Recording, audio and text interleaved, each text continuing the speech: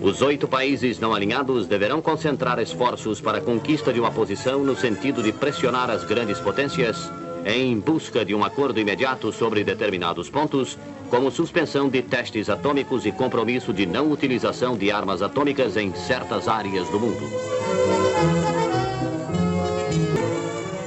O Brasil teve voz ativa na Conferência de Desarmamento, realizando um trabalho de aproximação dos 2 grandes blocos militares e nunca exacerbando posições polêmicas. Neste mesmo dia, o ministro Santiago Dantas do Brasil mostrou-se verdadeiramente impressionado com o clima de boa vontade existente entre os principais integrantes da conferência e acentuou que todos estavam perfeitamente integrados no seu importante papel na presente conjuntura mundial.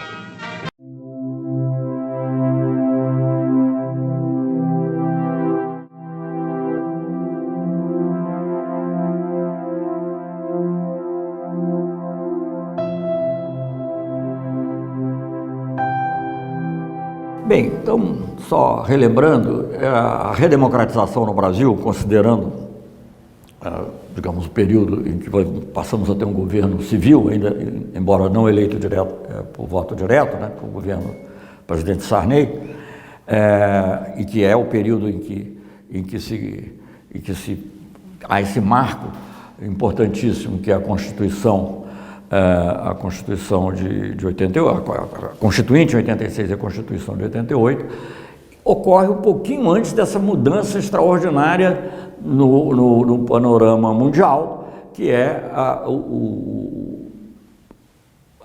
marcado pela queda do Muro de Berlim, evidentemente, simbolicamente, graficamente, mas mais importante do que isso é, digamos, o fim do chamado socialismo real, que é o socialismo que existia, as pessoas dizem isso, porque não é o socialismo ideal, é o socialismo que existia, marcado pelo fim do socialismo real, no fim da década de 80, e logo em seguida a dissolução da União Soviética, que é talvez um dos fatos mais momentosos da história contemporânea, porque não é só o lado ideológico.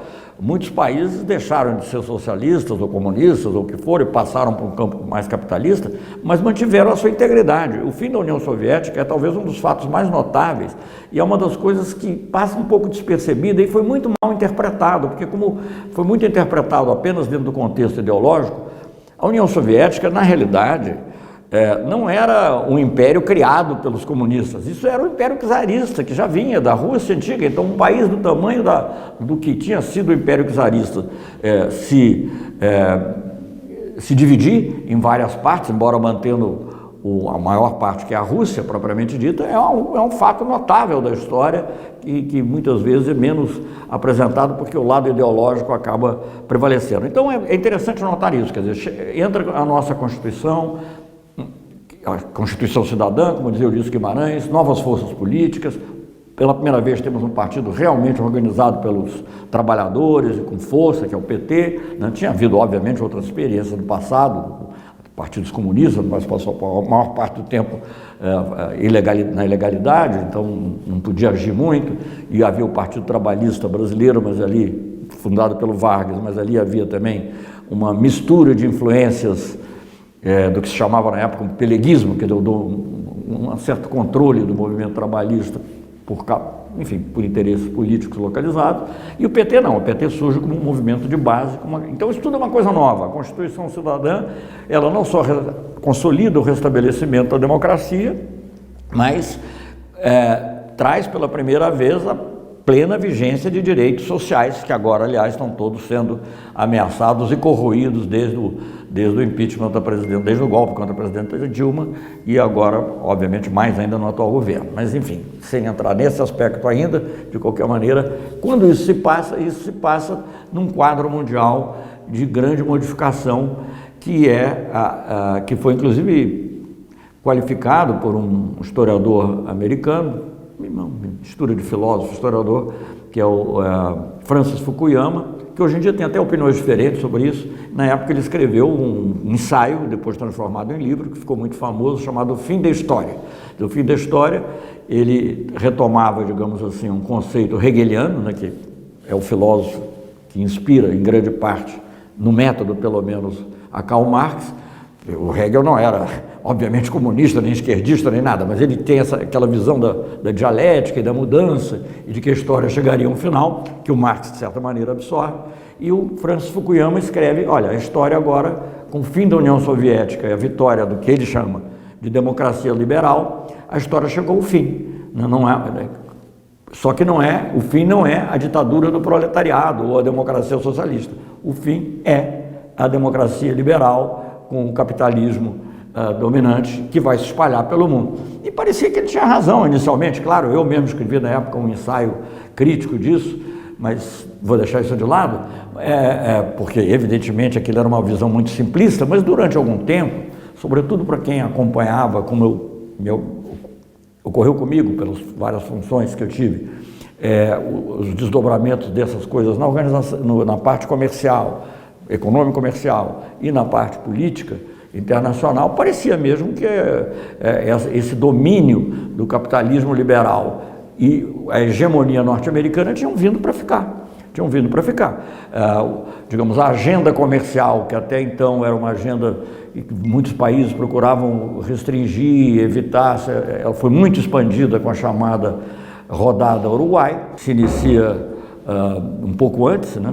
Ainda desse período, mas que vai culminar já no começo dos anos 90, e com o total domínio dos Estados Unidos na parte geopolítica, e acho que o marco maior disso é eles conseguirem fazer, utilizar a ONU, inclusive, que aprovava as decisões americanas em relação, por exemplo, à primeira guerra do Iraque, a primeira guerra do Golfo, que não foi objetada, houve dúvidas, etc., mas não foi vetada por nenhuma das outras potências no Conselho de Segurança das Nações Unidas. Lá, como sabem, é o órgão decisório mais importante da ONU, o Conselho de Segurança, onde há 15 países, mas 5 apenas têm poder de veto, isto é, poder de impedir que uma decisão seja adotada. Então ninguém impediu e os Estados Unidos conseguiu o apoio da ONU para nessa primeira guerra do Golfo, que deriva das relações do Iraque com o Kuwait, não vou entrar nesse detalhe agora. E durante muito tempo, essa hegemonia norte-americana parecia incontrastável. Então você via mesmo, assim, pessoas que viam isso favoravelmente, né? E pessoas que viam isso criticamente. Claro que os norte-americanos até davam um nome para isso, que eles estavam fazendo o que eles chamavam de multilateralismo afirmativo. Na realidade, o multilateralismo tinha muito pouco, porque era sempre o interesse principal ou a visão estratégica norte-americana, mas conseguia que isso fosse referendado, apoiado ou pelo menos não objetado pela ONU. E havia os que já começavam a ver naquilo uma tendência hegemônica, né, e até passaram a classificar os Estados Unidos como uma hiperpotência, quer dizer, mais do que uma superpotência. Não apenas tinha capacidade de destruição do mundo, como teria a Rússia, certamente, mas ela tinha também o domínio ideológico muito forte. Então esse período coincide também com a expansão do neoliberalismo pelo mundo, né? Então há uma mistura dessas ideologias, digamos, que vem na esteira da queda da União Soviética. Então assim, olha, o socialismo fracassou, era a visão. Temos que ter outra coisa, temos que ter um capitalismo, e de preferência, mas não obrigatoriamente, com um quadro democrático. Então, isso sempre foi aplicado de maneira muito parcial e muito pouco uniforme. Então, por exemplo, em certos países que eram importantes para os Estados Unidos do ponto de vista estratégico, eles ignoravam o aspecto democrático. Em outros países, digamos, eles não precisavam tanto do país, ou estavam mais perto deles e eles queriam atuar, a ênfase, digamos, contra o Estado forte, principalmente se ele fosse de esquerda, como era o caso de Cuba, passou a ser muito grande.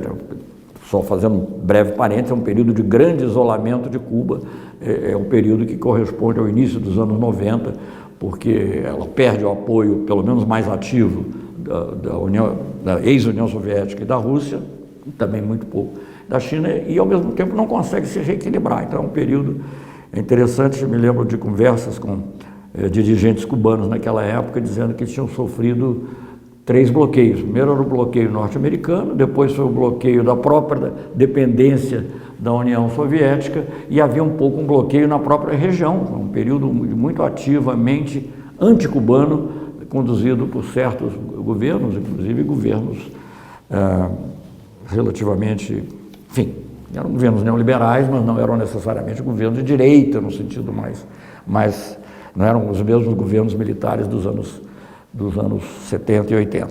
Enfim, dentro desse contexto, começa, como eu disse, a haver uma certa resistência a essa hegemonia norte-americana. Acompanhei isso muito de perto nas Nações Unidas, em função da questão das sanções contra o Iraque. O Iraque sofreu sanções que atingiram profundamente as condições de vida do país.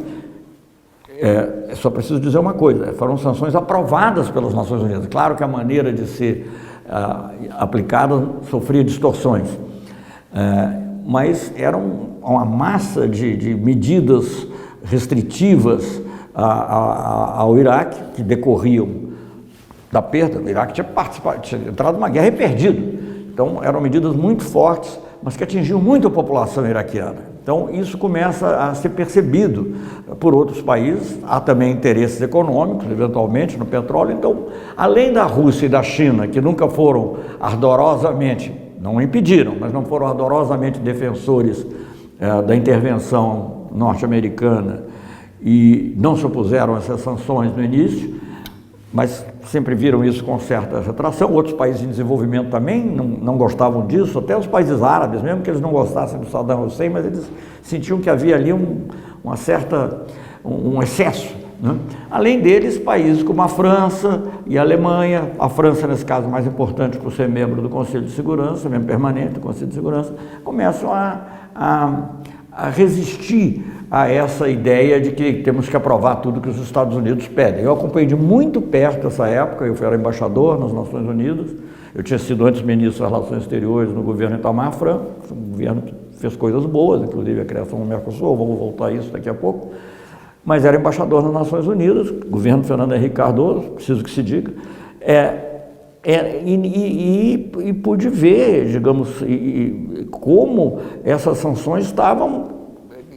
Isso é relevante, porque o mesmo quadro pode se repetir aqui com a Venezuela. Aliás, está se repetindo. O Jeffrey Sachs fala a respeito disso no artigo recente, né, essas sanções econômicas. É um parênteses importante de fazer, porque tem relação com uma diferença, porque agora não tem o apoio das Nações Unidas, é uma coisa totalmente unilateral. Bem, que o governo brasileiro atual apoia, mas enfim. Então, isso foi causando certas dissensões, né?